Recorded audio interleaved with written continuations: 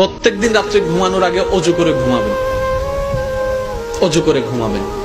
যতক্ষণ আপনি ঘুমন্ত অবস্থায় থাকবেন, আল্লাহর পক্ষ থেকে একটি ফেরেশতা আপনার কাছে থাকবে যে সর্বক্ষণ জিকির করবে। ওই জিকিরের সওয়াব আল্লাহ তাআলা আপনার আমলনামায় দান করবেন।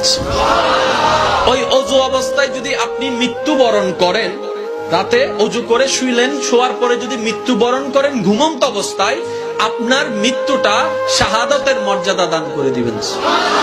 আপনি যদি অজু করে ঘুমান, সকালে উঠা পর্যন্ত প্রত্যেকটা সেকেন্ড আপনার জন্য নেকি লেখা হবে। ইয়া রব, ঘুমের মধ্যে সব হয় কেমনে?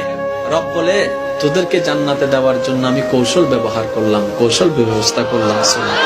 আমি চাই তোরা জান্নাতে যা। তার বাস্তব প্রমাণ দেখেন, লাইলাতুল কদর একটি মাত্র রাত, একটি মাত্র রাত, কিন্তু আল্লাহ এমন সিস্টেম করেছেন, বান্দারে তুমি ইবাদত করবা এক রাত, আমি সওয়াব লিখে দিব 82 বছরের চাইতে বেশি। মওলা কেন এত দয়া? বলে যে আমি চাই তোরা জান্নাতে যা। আরেকটু জোরে বলেন না।